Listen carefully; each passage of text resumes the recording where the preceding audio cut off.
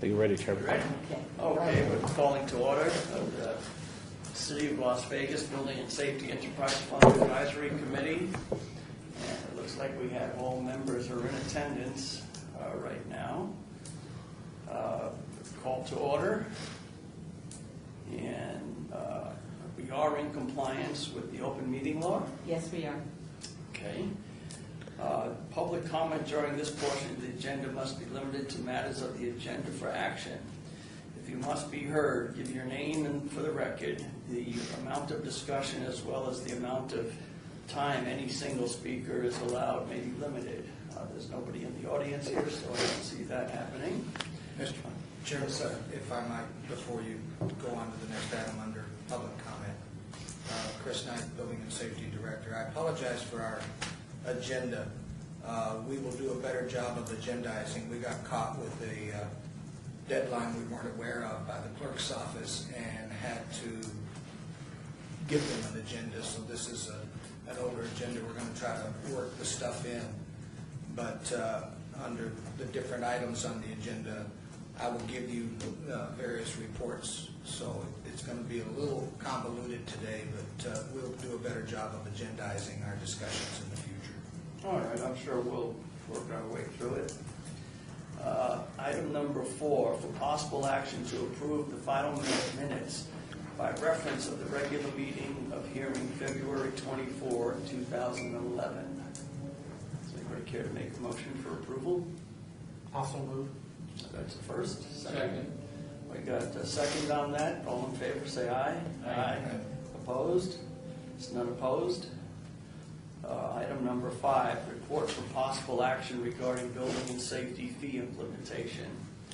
As a part of the adoption of our fee schedule, and you all well remember the discussion, we proposed doing a graduated increase in fees.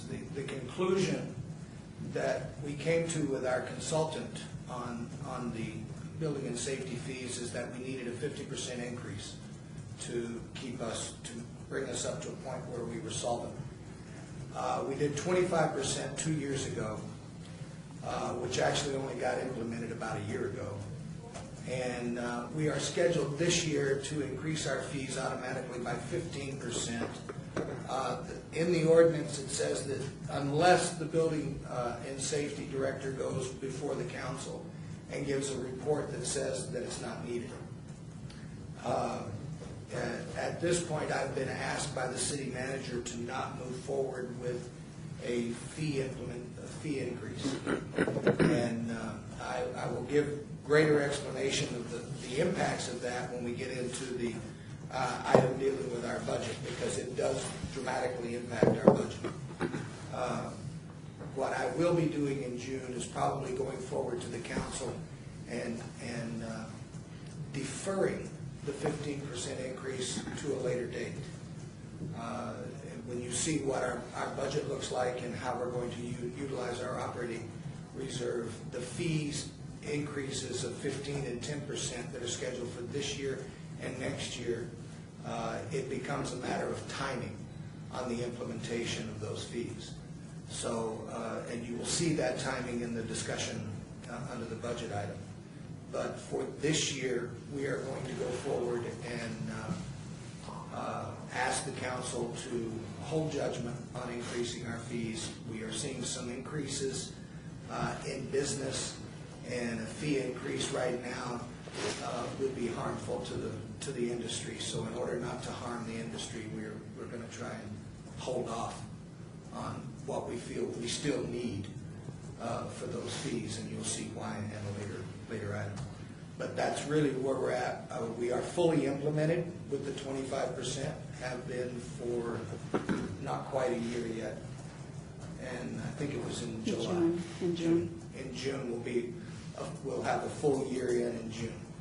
So, but you will be able to see in our budget some of the impacts of the fee increases. So, okay, that's the report on the implementation of fees. Does anybody have any comments? Yes, I do. Chris, you indicated you were going to go before them and ask for Or are you gonna share with us later on what your anticipated deferral Timeframe is, timeline yes. Okay. That I can share with you in the budget, so you can see how our operating reserves impact that deferral. Okay, item number 6, report for possible action regarding the adoption of the 2009 suite of codes. As you can see, this is an old agenda. The 2009 codes have been fully adopted. However, it was the last time we met, we had not adopted the 2009 International Residential Code. If you'll remember, we were in discussions with the home builders on the issue of residential sprinklers. We worked out what I thought was a very good compromise with the home builders that said we will track the building permits valley-wide. That includes Henderson, North Las Vegas, Clark County, Las Vegas. And when those entities, cumulative in any calendar year, issue 10,000 building permits, the following July, we will begin to enforce residential sprinklers. Now, that is a calendar year, so it does reset. It's not when we get to 10,000. It's between January and December. If we issue 10,001, the following July, we start doing it. Even if it falls back to 6,000, we will still start implementing. So the first calendar year that we issue 10,000 permits valley-wide, we will then start requiring residential sprinklers. I think the intent of that is that the fire department feels very strongly that they have to have residential sprinklers. I think that the community couldn't argue with the fact that they make a home safer. The question is under the 2009 code and its adoption, the impact that has on the industry given our economic climate right now. So what we worked out was an economic trigger that the home builders felt that if we're at that level, we can move forward. So our 2009 suite of codes are fully adopted and running. We're utilizing them. I will tell you under this item that the 2012 suite of codes, the Southern Nevada building officials have begun the review process to look at the Southern Nevada amendments to those codes. All of the committees for the building officials have been asked to complete their work by the end of the calendar year this year. And then we will go into industry hearings first quarter of next year with adoption hopefully in the spring of 2013. So the 2009 codes, we just got adopted, but we're already into the next cycle. Okay? Okay. Chairman, Yes. how do we stand in terms of continuity with the other jurisdictions in relationship? Are we all on the same page, or do we have some amendments and Clark County have some separate amendments? No, in the 2009 suite of codes and historically in all suite of codes, every cycle of adoption, the Southern Nevada building officials put together a set of Southern Nevada amendments to those codes. We all adopt the same amendments. We all adopt the same codes. We all adopt the Uniform Plumbing Code instead of the International Plumbing Code. We all adopt the National Electrical Code in lieu of the International Electrical Code. But we adopt the other suite of international codes, the Residential Code, the Building Code, Energy Conservation Code, Existing Building Code, etc. So all of the entities adopt the same suite of codes, adopt the same amendments. The only difference between the City of Las Vegas and the adoption of its suite of codes and others is we also adopt the 1997 Administrative Code, which is the last printed code that has administrative provisions for all of the codes, for plumbing, mechanical, electrical, building, everything in one document. Other entities use the administrative codes of those documents. We don't, because there are some small differences in the wording of those administrative sections of those codes. That could cause some heartburn on administering the code. Okay? So that answered Yeah, I think the punchline was that last issue. And that's what I was just trying to get at, because it's always been difficult in the past, trying to comply with this set of guidelines in this jurisdiction and doing the same identical project in another jurisdiction and having something crop up and bite you because they interpret it differently. And I know that there has been an industry-wide approach to try to get everybody on the same page. I think that's very commendable. But obviously, we're just a little out of sync on that last issue. Well, and that, on the adoption of codes, and the 2009 codes are no different. Every year, every time the codes are adopted, there is authority given to the building official to interpret those codes. Every building official has the ability to interpret codes as they see fit. So when you have 5 individuals interpreting the same codes, the opportunity to get 5 different interpretations is there, and it's always going to be there. That's why you have building officials. And that's why you have different community values. The community values in Henderson are different than the values in Las Vegas, for example.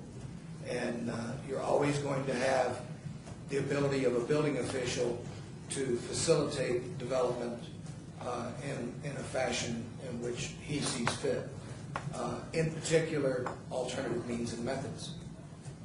When I first came to the building department, alternative means and methods in the city of Las Vegas were not accepted hardly at all. And they were encouraged in Clark County. Well, we've since begun encouraging them the same as in Clark County, so we're getting closer to the county. But each building official has that ability to interpret code the way that he sees fit. But that becomes more of a subjective issue rather than an objective. So Always. there's much greater area for discussion on a subjective issue. Right. Okay, item number 7, report for possible action regarding the enterprise fund budget update. Okay, you have before you 3 documents. We have not met since this is going to be a budget update on last year, this year, and next year. Because we have not met in such a long time that I have to update you on the budget that we finished last year. And last year, the first document before you is of September 12th. Are we backwards? Oh, yeah, September 12th. That would be the end of the fiscal year. I'm sorry, we're not backwards. If you look at the document that's as of September 12, 2011, that's when we, finance takes 10 days to close out a budget typically, so you'll get a date 10 days after the end of the month that tells you that the last month was included. So July of 2011 comes out in September. And if you'll look at the end, if you look at the first column on the left-hand side, we were projected to lose $1,054,911 in our adopted budget. That's the budget that we adopted. You have a monthly running total beginning July of 2010 through end of June of 2011 as to how we performed revenues versus expenses during that fiscal year. The year-to-date totals in the gray column on the right-hand side is the end of the year balances. We actually made $248,199 at the end of last fiscal year. Okay, so we finished in the black. Your revenues are up 1.2 million, expenditures were 100.1 million. Right. 1.3 million, swinging net $1,054,000 negative to a positive. There you go. Thank you, Mr. Finance. And your ending fund balance was 4.997. How do you bounce my checkbook? Fund balance was 4.997. Can I go back to that comment? You said the swing in the revenue was what, 1 point?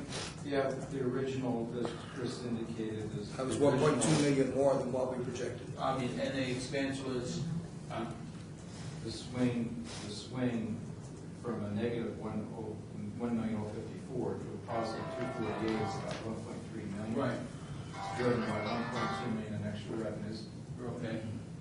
and you have to run his expenditures as well by about a little over 100,000, so. Okay, That's where you get to the and that's the 1.3. comment that I wanted to that out, because it seems to me that the only salvation, you saved $100,000 on your budget, certainly commendable.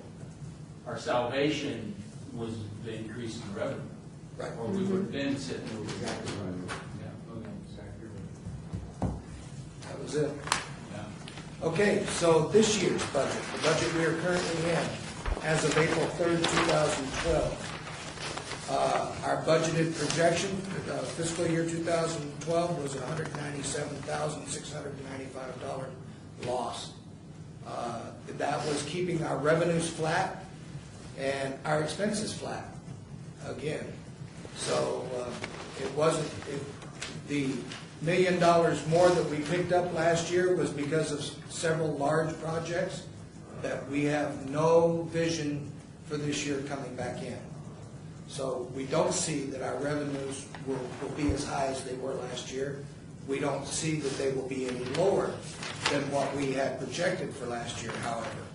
We had some anomalies come through, such as City Hall, such as the hospital, Mountain View Hospital did some permitting on quite a bit of work. Tivoli Village was finishing off, so there were a number of things.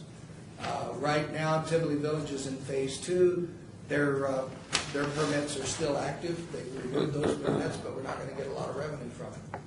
A number of projects have finished up, and we don't, outside of what Zappos might be doing at the new City Hall, and possibly the George may be coming in with some revised plans. We don't see anything on the horizon, so we left our revenues flat for this year at $6,563,000. As you can see, so that gave us a projection of losing money and utilizing our operating reserve.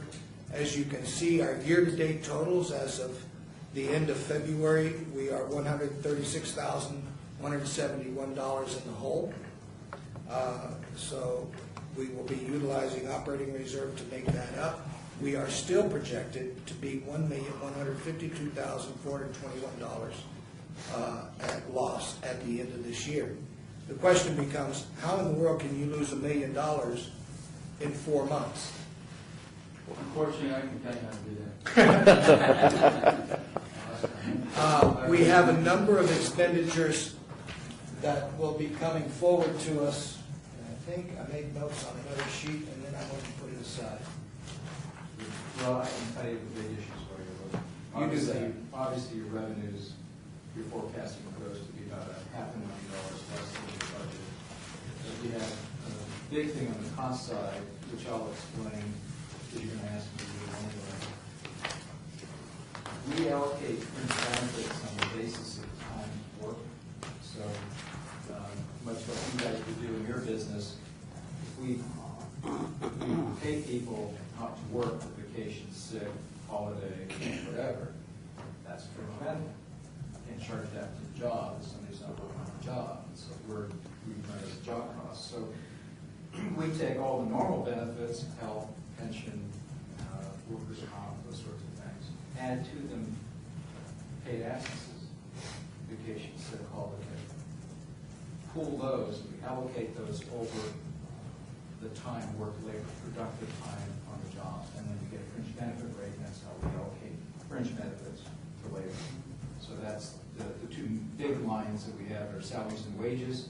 The budget was $3 million, benefit allocation $2 million. It's like a 67% allocation rate.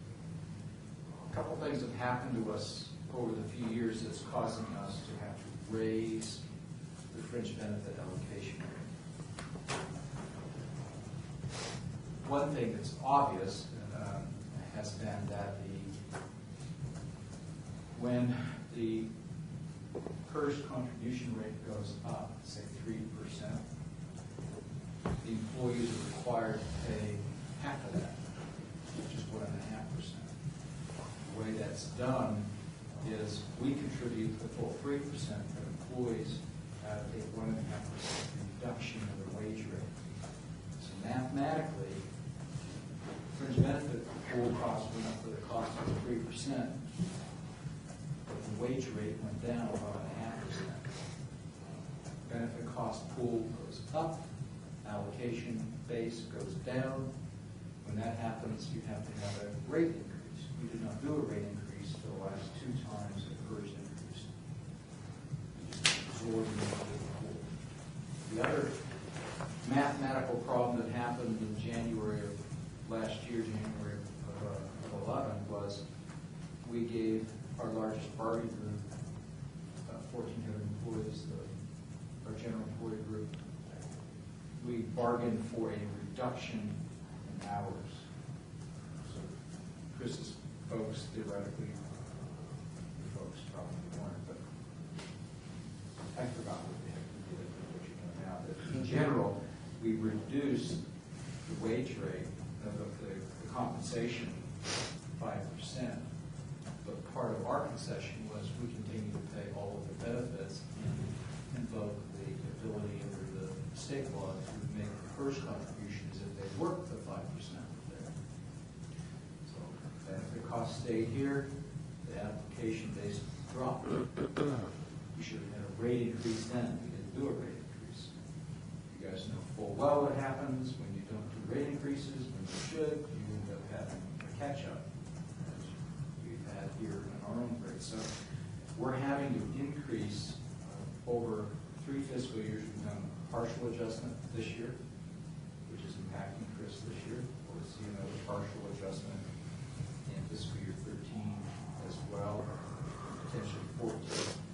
So when you look at the fringe, the benefit allocation line, his budget was $1.9 million, and now it's going up to $2.3 million. That's a $400,000 increase in his fringe benefit cost. That's his biggest driver, and his labor cost is going up. Mark? So you look at that 500,000 in lost revenues, 400,000 in increased fringe benefit costs. That's your $900,000 roughly. That's how you're going $200,000 loss to $1,100,000 loss roughly. On the first item that you mentioned, the fringe benefit allocation, you talked about you pay the regular staff time, and then when someone is sick or on vacation, you charge. There isn't. Explain how there isn't an opportunity for charge. If they're budgeted at full time, then why do you have to pay for, unless you bring somebody in to cover their shift when they're on sick or vacation, why are you incurring additional fringe benefit costs? The money's for, It goes down to that we only charge. We're a job cost shop. So I could take Chris's folks and I could have them go work on a general fund project. They're going to charge their time to a general fund project, not to the enterprise fund. Conversely, there might be crossover the other way. We have somebody who's normally working on the general fund work, and we may use them to do an inspection or something, in which case that we want their time charged here. Employees' time, they're going to have an hourly rate. We're going to take their annual salary divided by 28 hours and say this is your hourly rate. But they're not. But they don't. The full 2,080 hours are not paid to work. They're paid not to do. The average absenteeism rate for sick, holidays, and vacations, 15%, 16% of the year. So think of the salary. 85% is being charged for time work. The other 15% stuck over here in the fringe benefit pool with pension and health and taxes and workers' comp. That gets allocated over the 85% of the time where you're actually working on a job. Because the fringe benefits has to follow what you're working on. We don't charge somebody's full salary into this pool. I mean, imagine if we had somebody in the enterprise fund that did work outside the enterprise fund, you'd want the portion of the fringe benefits related to them to travel with that hourly rate. And so that's, everybody in the private sector has a fringe benefit rate they allocate onto their direct labor costs. That's how you do it, along with your G&A and operating rates and all that. So we do very similar. So the pool for the fringe benefits, the sick leave and the vacation, will continue to exist. And the cost for those leaves will be paid out of that pool. But the allocation and the contribution into that pool is being allocated back into my budget, into the enterprise fund budget. And that rate was not being included in that enterprise fund budget. And in order to catch up with the contribution we should be making into that pool with the cost of our employees, we've been hit with an increase in allocation on benefits. Does that make sense? This is a citywide problem, so we have roughly, depending how it folds out, but we'll have roughly about $16 million in imbalance for the revenue that comes into the fringe benefit pool from rates to the labor, and what we actually spend for pension and vacation. And the spend on pension, the spend on the paid absences, by the way, is we accrue, as people earn time, we accrue it. And so the payment of the leave is against the liability, but as they earn it, we're recording a cost in the pool for what they're earning in vacation and sick leave. And the difference between a general fund department and an enterprise fund department is that those costs for the enterprise fund department in a general fund are covered by the general fund. Okay? Those costs in an enterprise fund are covered by how many permits we issue. So basically, in order for us to cover that increase, we'll have to issue $1 million more in permit fees. So Is this a county treatment rate? No, the rate is, as I said, the rate hasn't been adjusted. No, the treatment of the is. No, we've been doing this since, we've been doing the fringe benefit allocation probably since 2005, somewhere around 2005. it's the rate increase that's new. Yeah. No. This from my experience in governmental accounting, we didn't do this, and so this is this process. Most cities ignore fringe benefits. They ignore the fringe benefits either altogether, or B, they lie about the fringe benefits, and they only pay the extras on top of a full salary. But you got. I understand that, but you don't have. I understand that. So we take How much of it is actual cash versus an accrual accounting? The majority of it's actual cash. I mean, I can show you where the reserves. So there's no reserve. Where are the reserves being In the built? internal service fund. And Our policy is it- in our is- stated policy. Is there a section that is sequestered or allocated to the building department? So no. Okay. But it is, the way we do our rates is by. That's fine. It's by bargaining group. So we have a higher rate for police and fire. We have a general rate, and then we have a part-time rate, so really some fringe benefits for part-time. So we basically have three rates. So we do it by bargaining group or general group as opposed to by department. If that makes sense. And in Chris's case, it's the general employee group. So he doesn't have public safety groups. Thank God. And police and fire, certified police fire guys. Right. He's public safety, but it's a different company. Yes. We don't give him guns and badges. Don't give him Thank badges. God. I got a bad. No bullets. We give him guns and no bullets. Marty, right. It's a war. Does that help? It's not a new treatment. We've been doing it. We've always done it, but in 2006, we changed the mechanics of how we used to do it employee by employee by employee. Every employee had a fringe rate. It was an accounting nightmare. So we went to a pool concept, and we have one pool for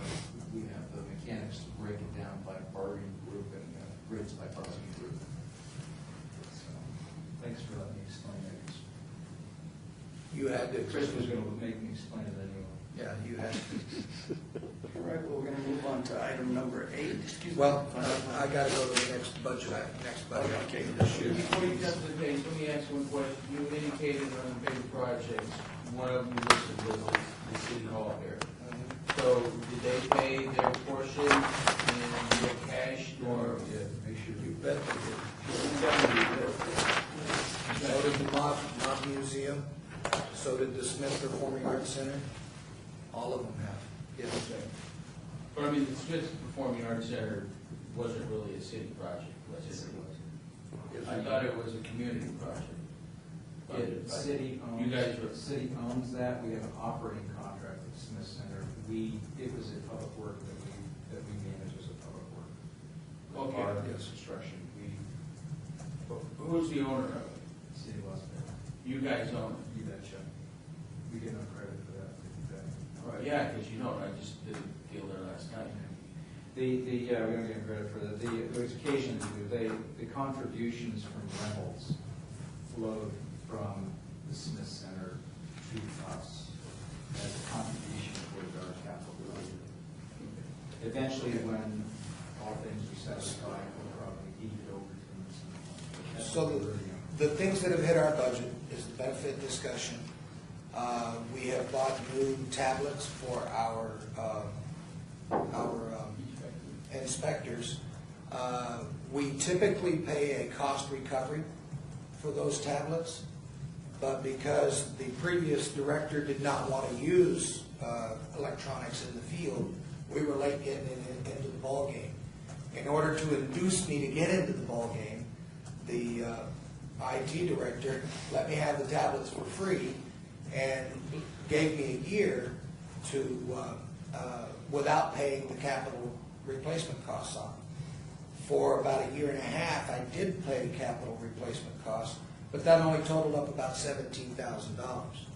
So I paid the $17,000 in capital replacement costs. However, because of the use of that internal service fund for general fund purposes, to balance the general fund, that 17 grand wasn't there, and my total cost anyway was $80,000 to replace those computers. It was about 75,091, but I've still got some more equipment that I have to buy, stands in there. So it's about 80 grand that I'm going to end up spending. That really, I hadn't done the total amount of replacement costs anyway, so the 17,000 would have been like spitting in the ocean at that price level. So there was that, and those in our G&A that we pay for government administration, it goes to pay Mark's salary. He's the one I like to use the most in front of the enterprise fund, and Scott's salary, and Brian's salary, and the clerk's salary. And the council's salary, and human resources, and all the internal service, IT folks that we get has been increased from 10% to 21%. So that is, and we're getting charged that 21% right now.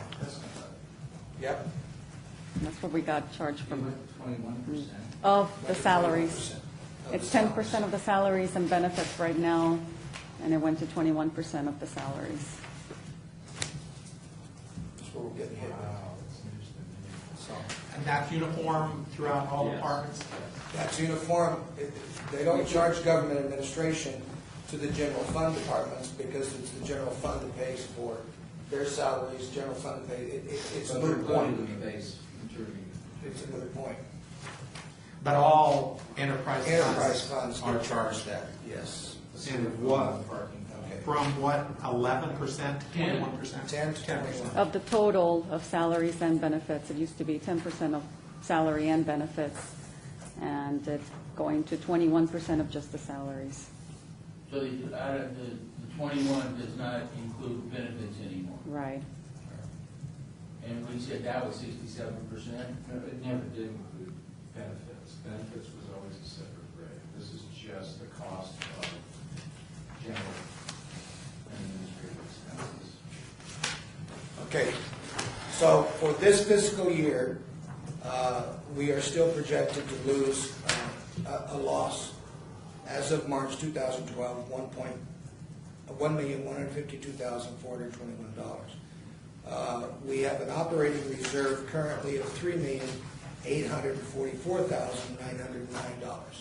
So we will utilize that operating reserve to cover that $1.1 million. Okay?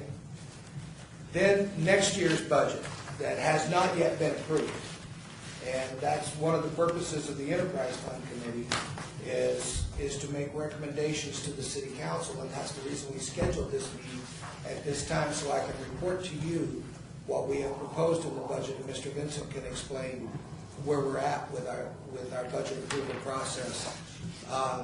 If you look on the last sheet, you will see budget fiscal year 13 on the left-hand side of the page.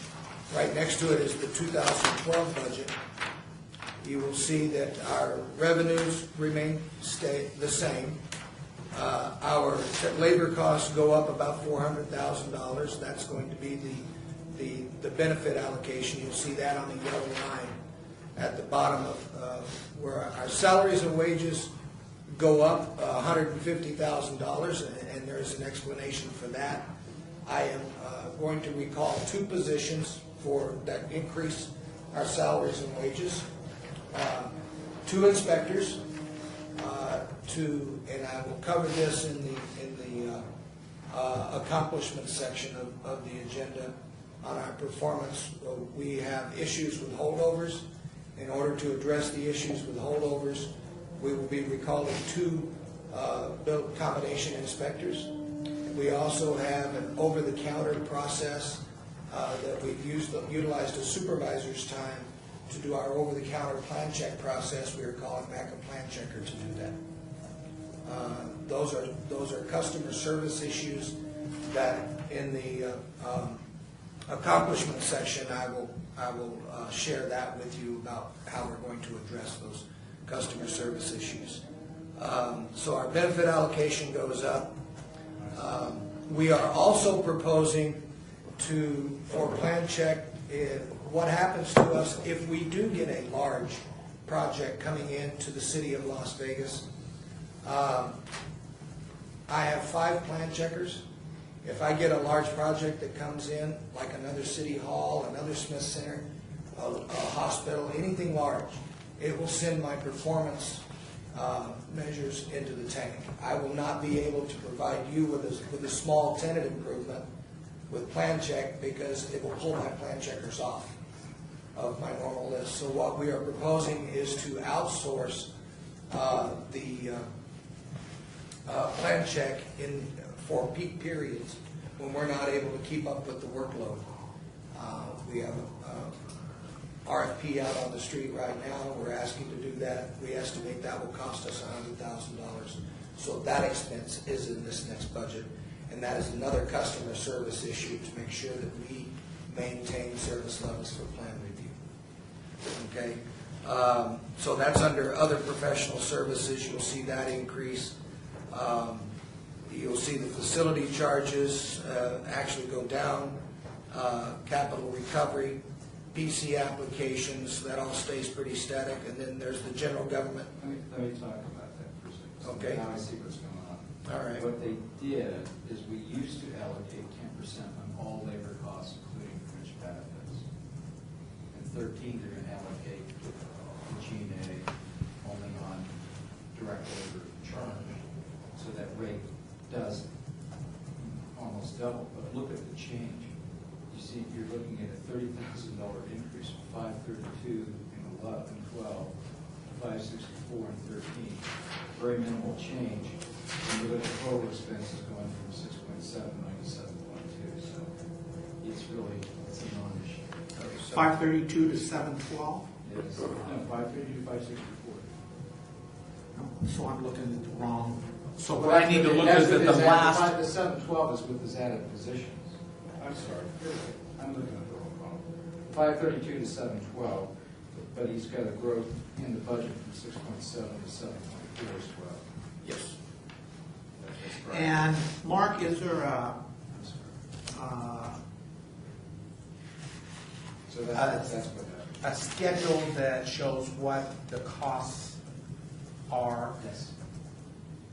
Show you the cost that we put into the pool and all the base, which is all the direct labor for all the city. so the allocated pool went from what to what? They changed the mechanics, so I don't know, but I can email that to you guys. Yes.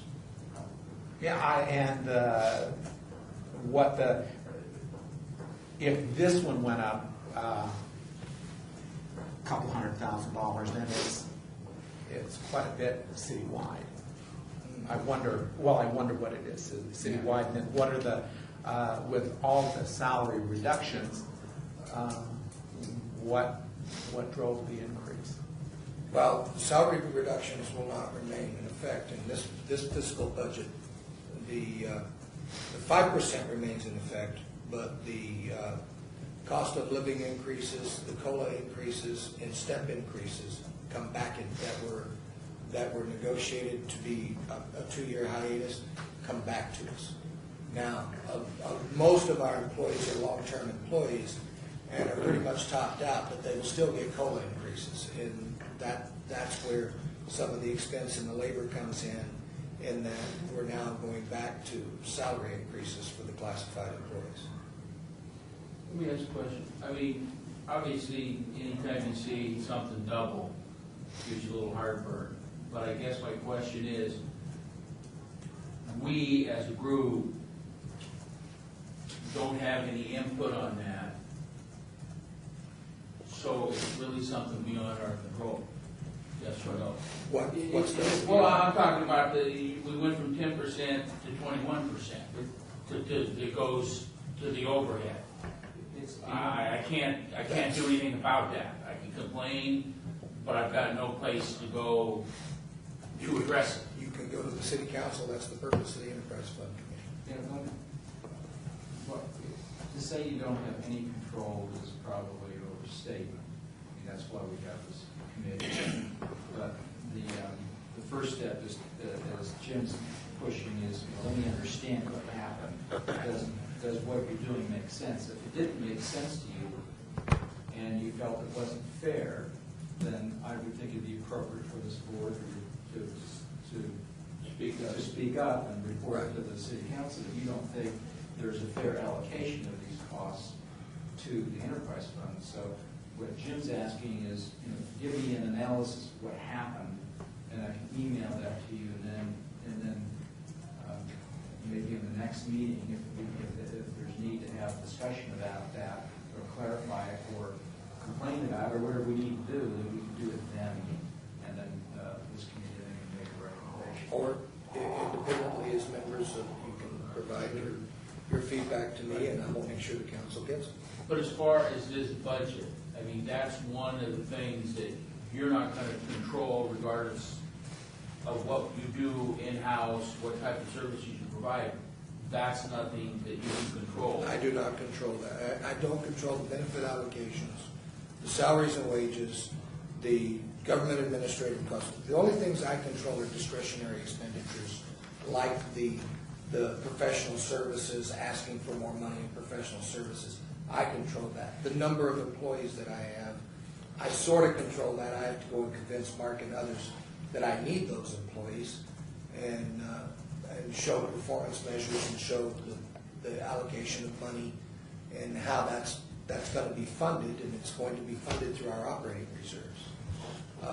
So that was why this budget, now you understand the issue with my fee increases, is without a fee increase, I am going to be utilizing operating reserves to cover the expense of those 3 employees, to cover the expense of the benefit allocations and the G&A and any other.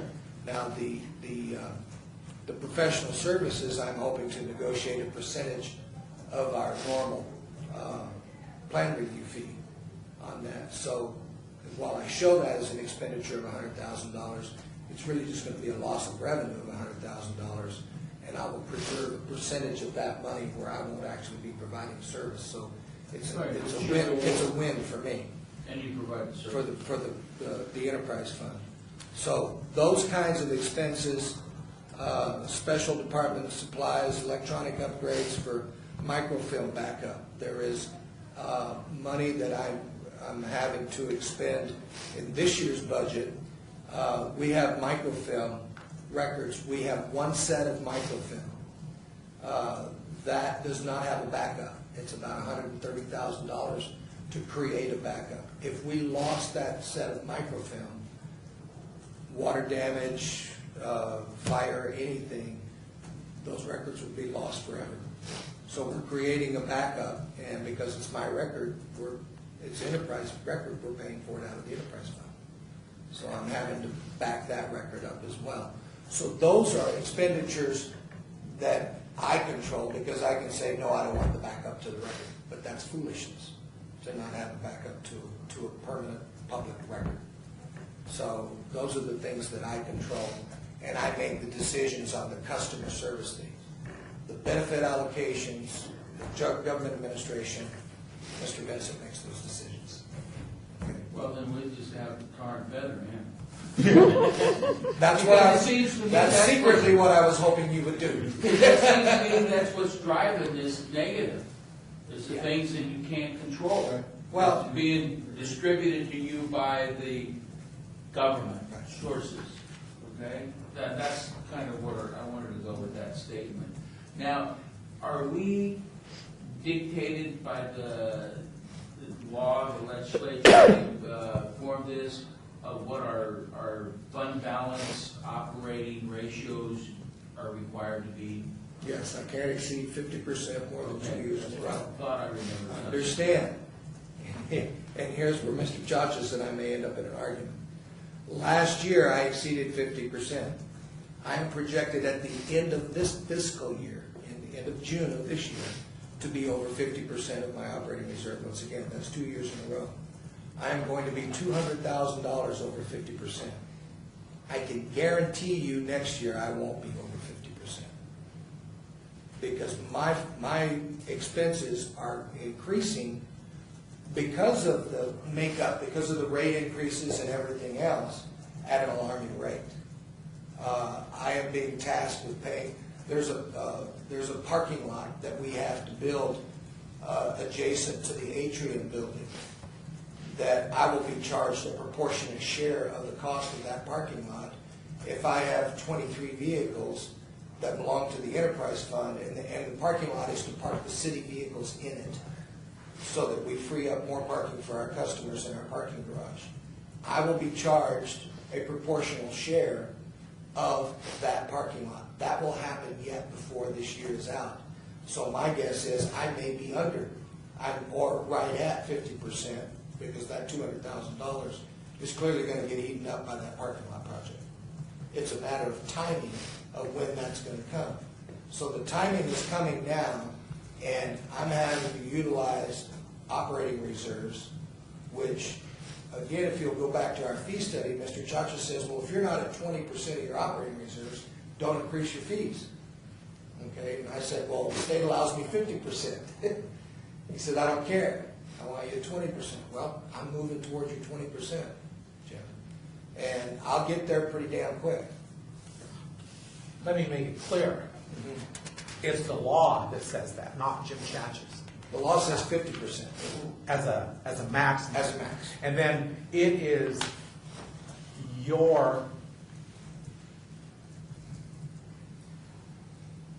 you operate the fund. Right. And Kind of. And the city operates the fund. Yes.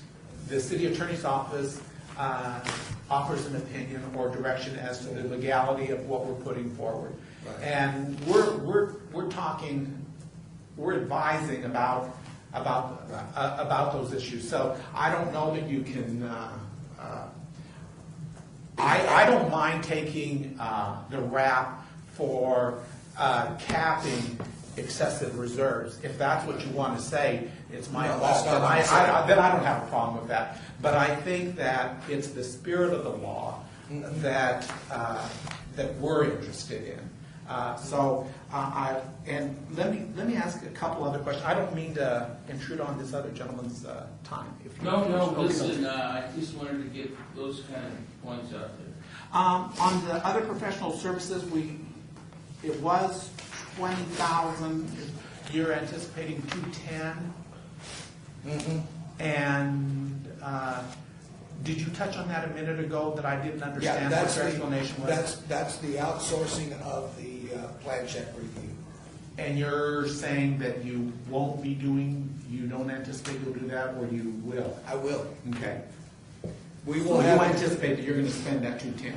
I'm anticipating that the expenditure, the 210 will come different, it'll be in the loss of revenue, because I'm wanting to negotiate an agreement with a firm that they get a percentage of our plan check fee for what plan checks we assign to them. Does that make sense? Yeah. Okay. And this operating transfers out $150,000 negative, so I'm assuming that's really a revenue. What is that? The Very- 50,000. Very last line. Oh, 50,000? The 3%. That is No. we show that on there. One of the things, and Mark can explain this, is that as a director, I am being required to come in at 3% under my budget. That $50,000, $50,150 would be that 3%. So we're showing that as an expenditure off the top, that we're taking $50,000 out of our budget for the 3% underrun that we will be required to have.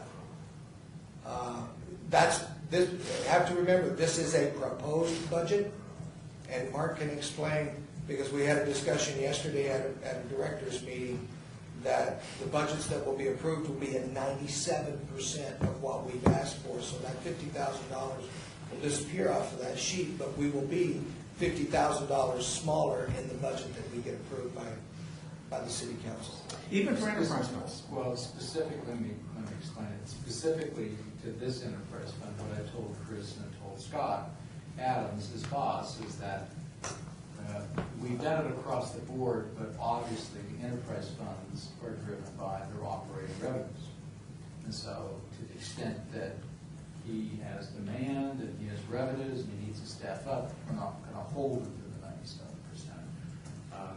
He doesn't, his 97% under him doesn't benefit the shortfalls in the general fund. So, so we kind of, it was a discussion we did at the moment we were doing the budget workshop, and it may be refined as we move forward. I have the same issues with the RDA and the other enterprise funds. Obviously, this enterprise fund runs a lot leaner to the edge than, say, the sanitation enterprise fund or the parking enterprise fund, so it's a bigger issue for this. But I don't see that being it's a mathematical issue at the moment. I don't see that being an issue for him down the road. But the principle Even though was, you're taking out terms of it. they apply the principle equitably across the board, so we showed that on here. Yeah. And to piggyback on his earlier question, he said at one time he was going to ask how long you were going to defer this rate increase. Yes. by. Well, Is this the time you're going to talk about that, or? yes, this is the time in the budget that I will talk about that, because as you can see, by the end of fiscal year 2013, what we are projected to be at is another $906,906 loss. So it is actually, so with the 1.2 million and another, if I just rounded it $1 million, I have $2 million. I'm going to expend approximately $2 million of that $4 million operating reserve. That would give me another year to do the same thing again at the same level of expenses, and I'm not looking at any major increases in 2014, except the benefit rate will still, I don't know if there'll be another increase on the benefit rate in 2014, Mark? We're planning on one, but we'll Okay. have to wait. So there will be another increase on the benefit rate in 2014, but I'm not anticipating adding staff, doing more outsourcing or anything like that. This is the year that I'm trying to resolve my service issues. So I've got the end of this fiscal year, which runs me to June, the end of next fiscal year, which runs me to July, and then possibly one more year, which would run me to July of 2014. And then I have to look at raising fees, because I will have utilized my operating reserve. Okay? How does that play with what was adopted? Is that allowed? Yes. I mean. In the ordinance? Yeah. No, the ordinance says it automatically increases in 2012 and in 2013. It specifies for 2 years. That's what I will be going to council in June and saying, I would like to defer those. And if Well, that's an 13 amendment will to be- the ordinance, we will amend the ordinance. But that's what I'm going to be asking council approval for, is to defer those, because we've made a strategic decision to utilize operating reserve. And I did that at the request of the city manager. She said, please don't raise your fees this year. And I can't afford to lose the opportunity in the future, if the economy doesn't come back, to not be able to increase my fees, because my rainy day fund is going to be dry. That's what I'm worried about. That's my timing. Does that make sense to you? Okay, so that's the report on the budget, unless you got other questions. It was a lot of fun, wasn't it? The upshot of all that's my fault. Okay, we'll go to the next item, item number 8, report for possible action regarding accomplishments of the Building and Safety Department. Okay, that gets into this document, that's the colored document, which is our performance plus measures, our accomplishments for this year, and the other document, the large gray document, that shows how we're performing on our inspections, total number of inspections, the holdover rate. If you look at this large document first, and just look at June of 2011. Where's 2000? Oh, this is last year's. 2012 is on the back. This is how we performed July of 2010 through June of 2011. The cumulative on it, you'll see we did 59,000 inspections. Our accomplishments, we had total number of monthly holdovers. Looks like we averaged these out. Holdover inspections, a daily average of 15. Number of inspections a day, 19.6. Total plans reviewed. Our review times, average review time was 6.6 days cumulative. So that's how we performed last year. Our valuations, you can see the construction valuation total, $383,700,262. Building revenue, $7,303,000. That should match what we had in our budget. So these are our accomplishments of how we performed in the past fiscal year. The next page is how we're doing this fiscal year. And you can see cumulative to date that we're average. Still, our holdover inspections daily average is 26. If you just look at the month of March, this past month, we had 36 holdovers on a daily average. Those holdover averages are coming as a result of the 4-day work week. We have full staffing of inspections Tuesday, Wednesday, and Thursday. Monday and Friday, we're half staff on inspections. We are averaging on Monday and Friday, instead of 36, we're averaging closer to 45. But because Tuesday, Wednesday, Thursday brings that average down. In order to address that, you saw in my budget then a proposal to bring back 2 combination inspectors. Those combination inspectors I'm going to bring back on a 4-day work week, the same as everybody else, but the 4-day work week will be Friday, Saturday, Sunday, and Monday. That does a couple of things for me. It begins to address with 2 additional inspectors on Friday and Monday, those holdovers on Friday and Monday.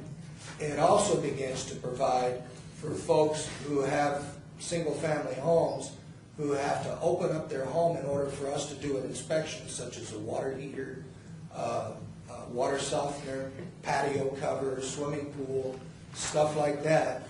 that they can get those inspections on Saturday and Sunday when they are home. They don't have to take off a day of work to get that inspection from them. Okay? So that brings me the equivalent of doing inspections 7 days a week. So at the same time that I'm utilizing my operating reserve for my expenses, I'm increasing my customer service. And I'm trying to resolve customer service issues with holdovers on inspections. And you can see that the facts cover that. If you'll take a look at the cumulative right now, we're still at 19.5 on the number of inspections per inspector. But even in March, we went up to 25.2 on the average. So we're trying our best to keep up, but the demand is getting there. We increased, if you look at the number of inspections, total number of inspections for February was 4,088. It jumped to 5,196. It jumped by 1,000 in 1 month. That is because of the demand on us from the home building industry. It is beginning to show signs of improvement. We don't know how long that will last, because we think that might be because of the foreclosure market. The foreclosure rate has slowed so much that those investors that were investing in foreclosures have moved into the new building market. As soon as the foreclosure market opens up, will they go back? We don't know. We're waiting to see. So that you can see from our performance on here that I have some performance issues. You'll also see on our plan review average time for March of 2012, 4.3 days, down from the 6.6, and our cumulative total is now at 5.5. We are holding our own on our plan review, but that's because we're not getting major projects. If we get a major project in, we're going to be dead meat. So that's the reason for the plans examine. Those facts are borne out by this document, which is a document that we report to city management every quarter as under our accomplishments for the building department. We have a line of business: inspections completed within 24 hours of request. Again, if you're red, that means we need improvement. If we're yellow, that means caution. If you're green, that means you're meeting the performance goals. You will see our annual target rate on inspections completed within 24 hours of 97%. You'll see that in the past 3 quarters, we've been in the high 80s. Our year-to-date average is 88%. Hopefully, those 2 additional inspectors will resolve that performance issue. Inspections available online to the customer within 1 hour of inspection. A lot of that has been an issue of connectivity for us with our mobile highway units. The new units that we bought, that was the $80,000 that I told you about, should resolve that issue, and our performance should be better on that. Commercial sewer accounts inspected quarterly. We have now commercial sewer billing and building and safety, and we are working on getting that better. We've had some staffing issues on that we need to get resolved. Code violations, we now have code enforcement. Those are all general funded positions and don't really matter to the enterprise fund, so I won't talk about those in order to stay within the agenda that we have. On the second sheet, residential plans check, initial review completed by building and safety staff with an average of 8 business days. You will see our annual target is 90%, and Q3 we were 99. Year to date, we are 91. The 79% was a big project that came in. It hit us, dropped us down, and then we haven't had a big project since then. I can't remember what project it was, but that was a large-scale project that came in and hit us, dropped us from 99 to 79, 97 to 79, whatever it is. That's the reason for the plan checker. That's the reason for the outsourcing. So it's a preventative measure that we're taking proactively to not have that happen. Same thing with commercial. Wait time to see a technician.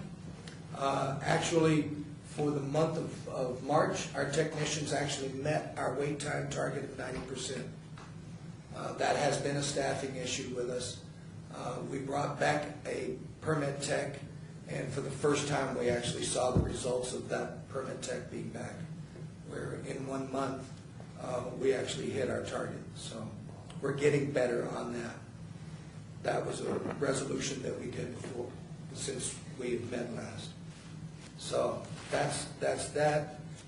And then the last sheet is customer transactions to be completed in 10 minutes or less, and wait times 20 minutes or less.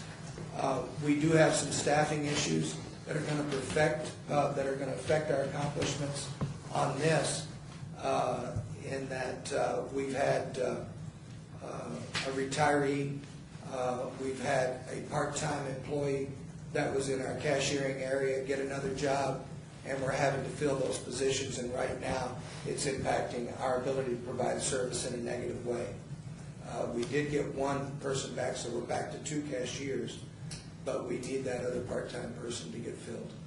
So, and there is another OS2 that's in our records area that we need to fill.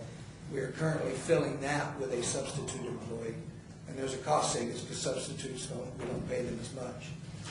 So there will be some cost savings in that, but we need to fill that position as well in order to keep our records performance right. But just wanted to give you an idea so you can see how our performance ties into our budget and what I'm trying to do to provide, to keep our accomplishments good and to keep our customers satisfied, but it doesn't come without a cost to them. Any questions about that? Yes. How many employees do you have now? There are 44 employees under the enterprise fund, 88 total in the department. Are they, do you have a sense of happiness in the department? Are they usually stressed? Yeah. Are they feeling stressed? Are they? Yes. They feel stressed. I think that they're not as stressed as they were when we were going through the 3 reductions in force. They feel, because we've shared all this information with them. They have never gotten the budgets handed to them before. They get them handed to them now. It's very transparent, especially the enterprise folks, because I believe that they're as vested as we are, as I am in this, because it's their livelihood just like it's mine. And I think that there's a sense of confidence that we're headed in the right direction. Not everyone agrees with the direction that we're headed in, but we do have a sense of direction, and they know where we're headed. I have shared with them that I want to be the department of choice in Southern Nevada over Henderson, Clark County, and North Las Vegas. I think we're getting feedback from our customers that shows that that's happening, and I think they like that, and they are getting kudos from our customers, and the positive customer feedback for them is making them, I wouldn't say happy. Nobody's happy in this economic time, but I think it gives them they're getting a greater sense of job satisfaction out of what they're doing, and they understand where they're going, and they're listened to, and we try to take what they have to say into effect. So And that's really the reason I asked the question, because I really think that you have turned a corner. Mm-hmm. And I think that the management here really needs to be congratulated, as well as the staff, because the green is their responsibility. We give them the tools, and we say you get X number of whatever to get the job done, and the closer we get to all green, if you watch Squawk in the morning, it's a good day when everything shows up green. I think that you and the department, the employees, are to be patted on the back and congratulated for that. I think part of our role is to facilitate the right tools and to protect that fund balance from the Donald Trumps of the world that want to come and take our money. But congratulations, or a pat on the back to you and the staff for, I think, a job well done. I think that the kudos that you're hearing, I think, are real, because I hear them, and I'm part of the group that's spreading those kudos, so. Good. I appreciate your feedback. We are trying very hard, and the credit goes to the staff. They're the ones that have bought into this customer service idea. They're the ones that have bought into, it's been 4 years now, and I've said the same thing over and over and over again. And they're buying into it. We don't dominate, we don't intimidate, we don't regulate. We facilitate the code compliant development of this community. And there are a number of employees that are taking that facilitation to heart. I had one, just a short example, one permit tech was working with a designer. It was a contractor, it was contractor drawn plans, and he didn't meet the code, and it was a minor amendment, and the permit tech said, here's a scale, and here's a pencil, go over to that table, sit down, draw it on your plan, come back over, and I'm going to issue you a permit. 5 years ago, that would have never happened. He would have been, the door. he would have been told, you go back, you redraw the plan, and you come back in. So they're taking that facilitation, using professional judgment, the idea that they are the agents of the building official, and they don't need the building official to do their thinking for them, that they're the agent of the building official, they're buying into that. Now, does that mean we're going to have mistakes down the road? Sure, and we'll live with those. But the idea that we're facilitating people and we're helping people get their permits out. I just had someone at the AGC, I won't name him, complain about he couldn't get permits out of my department. I came back and we pulled all the permits that individual had. Every one of them was issued. The last 6 he brought in were issued in our over-the-counter thing, same day. The other 15, one took 2 days to get reviewed and get issued. All the rest of them, and he was complaining he couldn't get permits. So the more we do, the more is expected. We're kind of like the old joke, and this is way off agenda. I had a friend that was a public works director, and his son came home one day with 4 Fs and a D. And he brought his son in and he said, how do you explain this? And his son sat there and he thought for quite a while, and he thought and he thought and he thought, and he finally just looked at his dad and he said, I guess I spent too much time on one subject.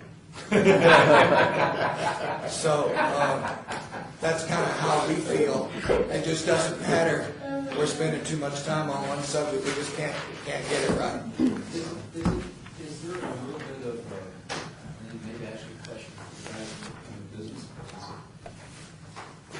is there a sense that people recognize that there are actual different jurisdictions, or do they kind of wash us all into one big pot of government bureaucracy? No, I think there's becoming more and more of a recognition.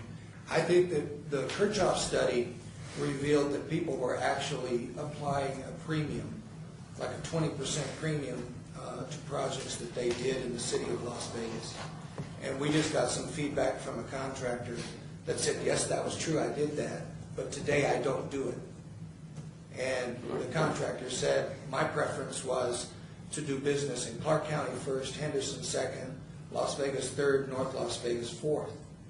That same contractor said, my preferences now are Las Vegas, Henderson, Clark County, then North Las Vegas. So I think they realize the differences and the people that are actually, and recognize the people that are actually trying. And, we've explained to our folks, it is a competition. They have a choice. Greg Blackburn at the AGC was talking about, he's 4 weeks on his quick express plan review. He is 8 to 10 weeks on his normal plan review. And they were saying, well, we need to get you more staff. And I said, either that or bring all your projects to Las Vegas, because we'll get it done. It is a competition. It is. Where can you go to get it done and get it done quickly? I would assume Mr. And I can assure you that word is out on the street. Brokers, obviously it starts with them, and they get the scuttlebutt from the builders, but the brokers are tuning in because they don't get funded on their deal till the project closes. So I can assure you that if you go to a certain community in this town right now, you will wait, and you will wait, and you will wait till that project gets permitted before you can close and get paid. And they are actively, certain places in town had cheap dirt. Now we all got cheap dirt. You know, seriously, and that used to really drive things in certain directions. Well, it doesn't anymore, it's service. Where can I get it done quickly? I can actually fund a project today, which has been difficult the last 2 or 3 years. So if I can fund it, where can I go to get it built as quickly as possible? And those things are becoming more and more important every day, and the word is out. And we want Las Vegas to be the place you can get it done as quick as possible. Well, and just since we're on this philosophical bit, I mean, what I'm proud about with Las Vegas is they have taken this up just with Chris's department. I mean, Scott's really pushing all of the development services groups, challenging them all that service and time is the biggest issue. The faster we can get things approved in all the development departments, the better off the community is. Because time is money for you guys, and that's really what drives all of this. It's good to hear that after 4 years, some recognition, and we just need to continue. And I will go on, I will go on and second your statement about congratulations for what you've accomplished. Thank you. So that's the agenda, Mr. Chairman. All we share with you. Item number 9, report for possible action on the date and time of the next meeting. I guess the question becomes, after what you've heard, do you want time to absorb this, and as Mark suggested, maybe have another meeting before our budget is finalized? Or do you want to just provide me with any comments you may have that I would share with the council, or where do you want to go from here? Probably do a short one just before the budget's finalized, I don't know, whatever. Yeah, no, I still have significant heartburn about the allocation. I mean, I'd like to see something on that, and I don't know that I'm really capable of intelligently analyzing that. And I would probably defer to Jim on that, but I'm telling you, anytime you see a double budget bust, I got heartburn. What's the timeline on the budget? I think. Well, went from 10 to 21. No, I'm asking. We changed the allocation basis. Yes. By the next meeting, Candace Falder may be appointed as the Okay. member of this committee. That would be, but I'll be here, and it might be a good before. When is the budget to be finally adopted by council? Well, it'd be in the second Tuesday. So you May. probably would want to meet. You probably want to meet again either late this month or early the first week. We'll ask the clerks if we can schedule another meeting yet this month. With this month, there are several board meetings, and we're also dealing with the time constraint with getting the agenda items in the backup. We prefer to get it within 6 days prior to a meeting, so we would have to check the calendar. If you like, Chris, I can give you a call this Would you afternoon. please? I sure can. And we'll do it at the earliest convenience before the council finalizes the budget. And that was in May, was it, Mark? Second Tuesday in May. That it's Let finalized? me actually give you the right thing. Okay. My brain is it's the second Tuesday in May, but, I mean, that's the second Tuesday in May, maybe the third, I'm pretty sure it's the second.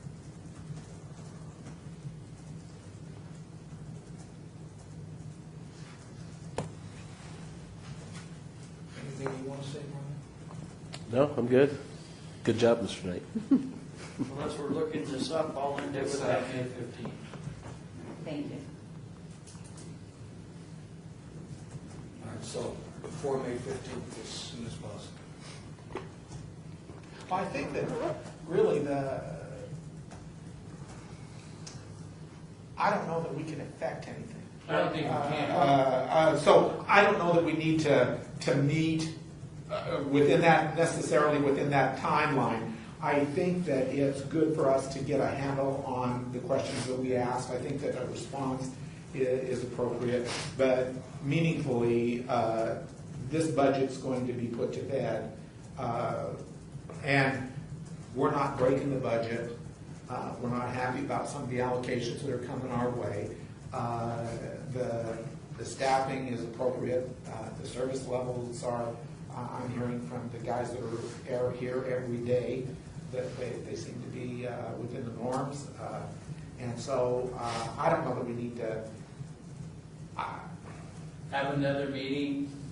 prior to the budget. I think that this continuing dialogue is very helpful, and from my perspective, I think that if we're not comfortable with the allocations and stuff like this, that we can express that in how we feel about future increases. So that obviously there is an opportunity for dialogue about the implementation, about those increases, because already it's been postponed for 2 years.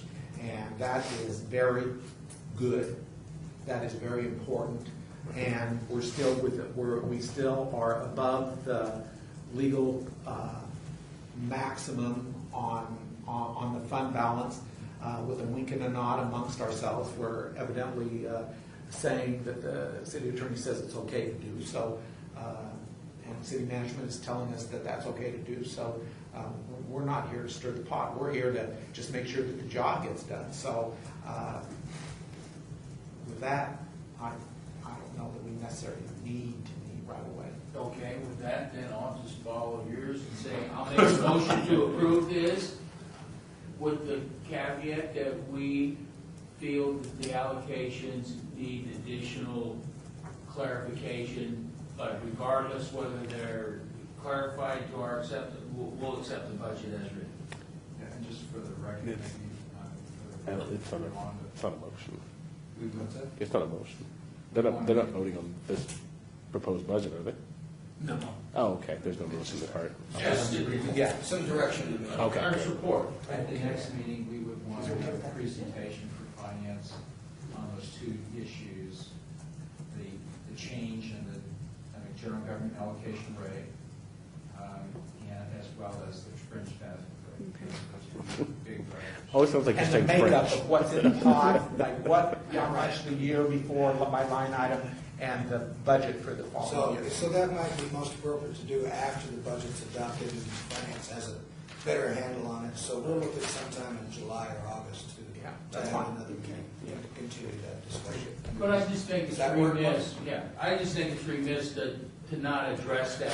I mean, we're the responsible party Absolutely. supposedly. Absolutely. And to say, yeah, we can't control it, so we won't even question it. No. Would not be a proper position. Well, the other I opportunity think you it's- have I do is, think it's appropriate for you to question why and understand, and if you feel it's inappropriate or not fair, I think it's appropriate for this board to say so.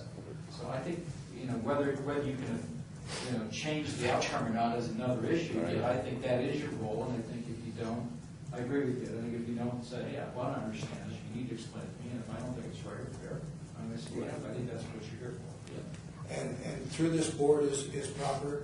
The other avenue that you have is to go back to the Associated General Contractors and the Southern Nevada Home Builders and have them comment on it as well, because you're here as representatives of those agencies. Right, but see, the issue really is, they're the public, Mhm. the NAOPs, the AGCs, the ABCs, the mechanical, they're not going to see an impact because you're eating up the deficiency with the reserve fund. So you're not going to get any pushback, Right. because there's no I effect get of the it. pushback when I go for the fee increases. Exactly. After the operating reserve is It's gone. on. Next.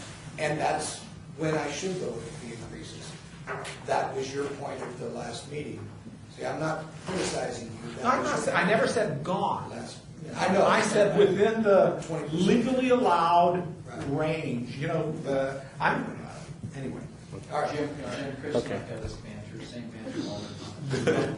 I have it everywhere I'm going. I think we beat the next meeting topic to death. Okay. Okay, go to our favorite item now, item number 10 is citizen participation.